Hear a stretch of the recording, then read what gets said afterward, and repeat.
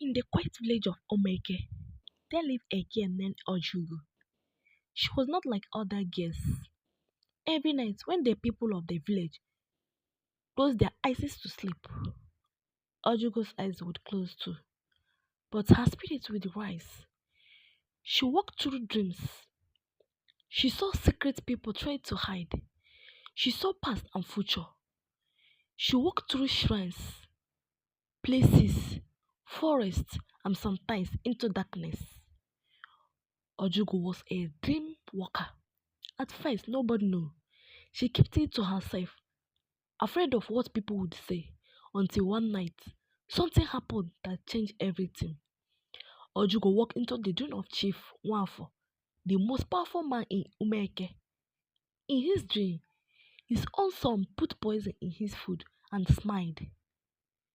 As the chief died, the dream felt real. Ojugo woke up with fear. The next morning, she went to the palace. Greet, chief, she said, bowing low. Great chief. The chief looked at her. Why do you come to me so early, Ojugo? I saw something last night in your dream. The chief raised an eyeball. You entered my dream, yes. Your son planned to poison you. The chief face turned red. That is a dangerous thing to say, girl. It's true, she said. Please be careful. The chief was angry, but something in her voice made him listen. That evening, he did not know something he had never done before. He asked his servant to taste his food before he ate. The servant took one bit and fell to the ground, dead. The whole palace was shocked. The chief called the elders and the people. He told them what happened. This girl saved my life, he said. She says things. She is not ordinary child. She is a gift from the gods. From that day, everything changed. People come to Ojugo for help. A farmer came and said, someone stole my goats. Ojugo closed her eyes that night and walked into the thief's dream. She saw where he did the goats and where he hid the goats.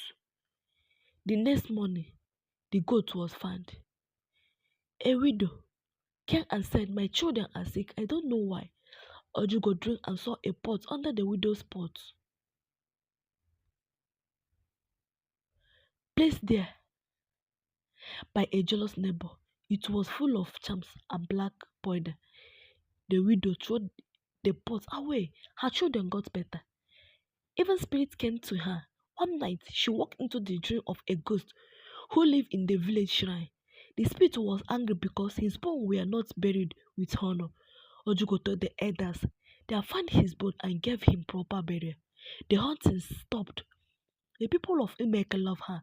They called her Wanye, the lady of dreams. But dreams are not always kind, and one night Ojugo made a mistake. She walked into the wrong dream. At first, she felt like a normal night, but when she entered the dream, the air was good. There was no light, no sun, only darkness. She heard her name, Ojugo. She turned. A man stood there, dressed in black clothes. His face was covered in ashes. His eyes were red. You should not be there, he said. Whose dream is this? She asked. This is the dream of death. The man answered, and it belongs to you. Ojugo's heart beat fast. What do you mean? The man stepped aside. Behind him was a tree, and under that tree she saw something terrible. It was her body, bodily and still.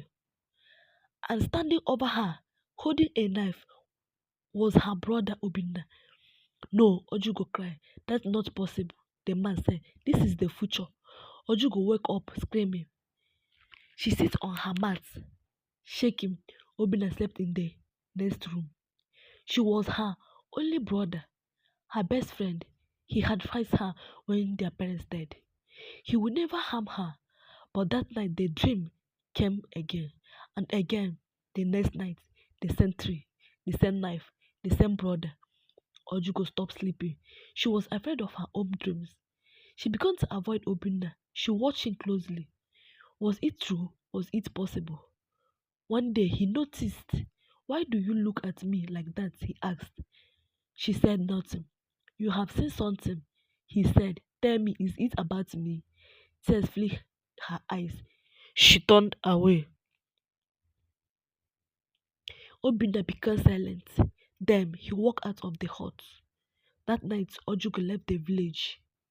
She walked deep into the forest there. Under the red moon was an old shrine, a place of forgotten spirits. She kneeled down before the altar. Great spirit, she whispered, help me. The air grew cold. A red flame appeared. The spirit of the red moon rise from the earth. You want to change what you saw, it said. Yes, she replied. I want to stop my dreads. My spirit smiled, but the future is already written. There must be a way. There is, but you will lose everything. What do you mean? You must give up your gifts. Never walk dreams again. Ojugo froze.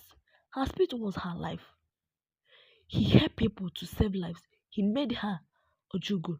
But it was also the reason for her death. If I give it up, will I live? She asked. Yes, said the spirit. Your death will be rest.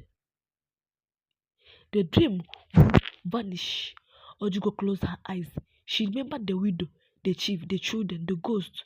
She remembered her brother, kind and loving, before darkness filled his dream.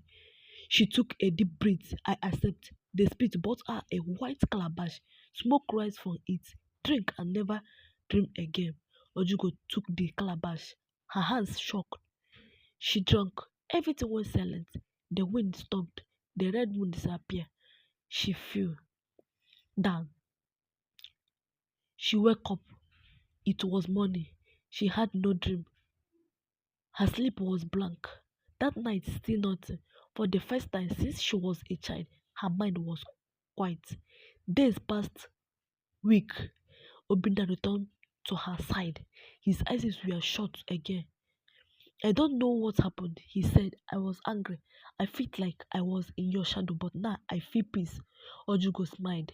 He would never know the dream she had seen. He would never know the gift she had lost, but she was saved one by one. People come to her again. My husband is me. My crop are dying. My children is sick. And each time Ojugo said the same thing. I no longer walk in dream. Some were confused, some were angry, some called her weak. But she did not mind. She had given her gifts to save her life and her brother's soul. Now she was just a girl, but a girl with peace.